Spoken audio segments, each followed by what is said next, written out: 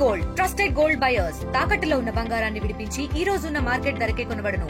మరిన్ని వివరాలకు సంప్రదించండి 7710 10 సంవత్సరాల కాలంలో బీజేపీ ప్రభుత్వం అధికారంలోకి వచ్చిన తర్వాత ఈ రాజ్యాంగం సంక్లిష్టమైన పరిస్థితిలో పడింది.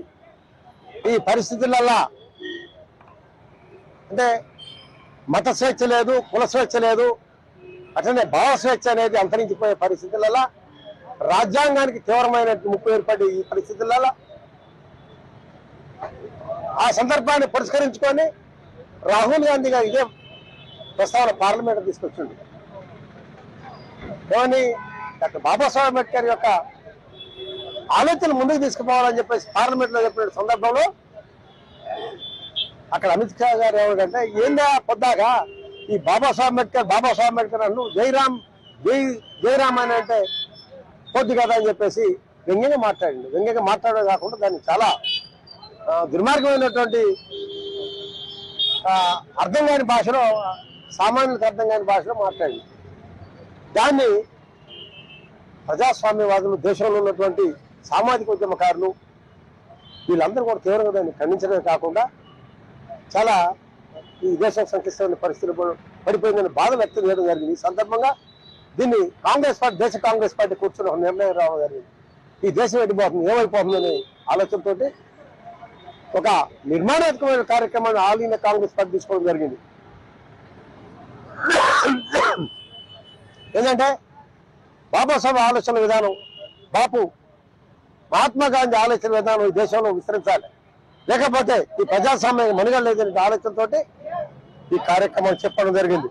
మహాత్మా గాంధీ ఏదైతే రక్త బొట్టు తినకుండా ఈ దేశాన్ని చిత్రం తీసుకురావడం కోసం ప్రయత్నం చేసి సఫలమైనరు, అదేవిధంగా ఈ చాలా మంది సోకాల్డ్ నాయకులు అందరూ చెప్తా ఉన్నారు మేము మహిళా బిల్లులు తెచ్చడం, లేకపోతే సమాన హక్కులు కల్పించడం, లేకపోతే కార్మికుల హక్కులు కల్పించడం, లేకపోతే బలహీన వర్గాలకు హక్కులు కల్పించడం, ఓబీసీలకు హక్కులు కల్పించడం ఉత్తుత్త మాట అది కానే కాదు. ఈ మొత్తం కూడా డాక్టర్ బాబాసాహెబ్ అంబేద్కర్ సాధించిపెట్టేటువంటి కనుక దాన్నే రాజ్యాంగంలో పొందుపరిచారు బాబాసాహెబ్ అంబేద్కర్. ఈ విషయాల్ని జై బాపు జై భీమ్ అనే నినాదం. జై భీమ్ అంటే ఆత్మగౌరవం, జై బాపు అంటే ఇది ఒక స్వచ్ఛమైనటువంటి అంటే క్రైమ్ రే అంటే అహింసావాదం సిద్ధాంతాన్ని దీంతో పాటు రాజ్యాంగాన్ని మూల సూత్రాలను కూడా ప్రజల్లో తీసుకుపోయి వాళ్ళని చైతన్యవంతం చేయాలన్న కార్యక్రమం తీసుకోవడం జరిగింది. దాంట్లో భాగంగానే రాష్ట్ర కాంగ్రెస్ పార్టీ, జిల్లా కాంగ్రెస్ పార్టీ అట్లనే ఈ విషయాన్ని ప్రతి గ్రామానికి, మండలానికి, నియోజకవర్గానికి తీసుకుపోవడం సంకల్పంతో ఈ కార్యక్రమం చేపట్టడం జరిగింది. దాంట్లో భాగంగానే ఈరోజు దీని కోఆర్డినేటర్గా వచ్చిన టీజీ చైర్మన్, ఒక టెక్నాలజికల్ చైర్మన్, అదేవిధంగా సోషల్ మీడియా రాష్ట్ర అధ్యక్షులు మన్నె సతీష్ గారి ఈ కొత్తగూడెం నియోజకవర్గానికి కోఆర్డినేటర్గా వేయడం జరిగింది. వారు కూడా చాలా మంచి చైతన్యవంతమైన నాయకుడు.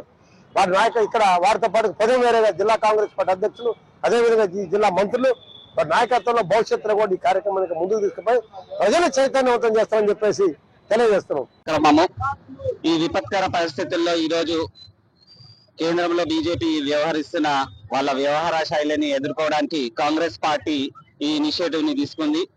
ప్రజల్లో మన రాజ్యాంగం గురించి వివరిస్తూ దాని రాజ్యాంగ స్ఫూర్తిని ప్రజలకు తీసుకెళ్లడానికి ఈ ఇనిషియేటివ్ మన రాష్ట్రంలో మాత్రం ప్రతి కాన్స్టిట్యున్సీలోనూ, ప్రతి మండలంలోనూ, ప్రతి గ్రామాల్లో తీసుకెళ్లడానికి మా ముఖ్యమంత్రి గారి ఆదేశాల మేరకు రాష్ట్ర కాంగ్రెస్ కార్యవర్గం అంతా ఒకటై ప్రజల్లోకి తీసుకెళ్లడానికి ఇది చేస్తున్నాము. ఇప్పుడు ఈ రోడ్ షో కార్యక్రమాలు, పాదయాత్రలన్నిటితోనూ తర్వాత ఇంటింటికి వెళ్లి ఈ ఇనిషియేటివ్ గురించి వివరించే కార్యక్రమం ఉంటుంది. ఎట్టి పరిస్థితుల్లోనూ రాజ్యాంగాన్ని కాపాడుకుని దాని స్ఫూర్తిని కాపాడుకునే బాధ్యత కాంగ్రెస్ పార్టీ ఎట్టి పరిస్థితుల్లో రాజ్యాంగాన్ని కాపాడుకుంటుంటారు. మరిన్ని వీడియోస్ కోసం ఛానల్ ని సబ్స్క్రైబ్ చేయండి. లేటెస్ట్ అప్డేట్స్ కోసం వాట్సాప్ ఛానల్ ని ఫాలో అవ్వండి. ఆ లింక్ డిస్క్రిప్షన్ లో ఉంది.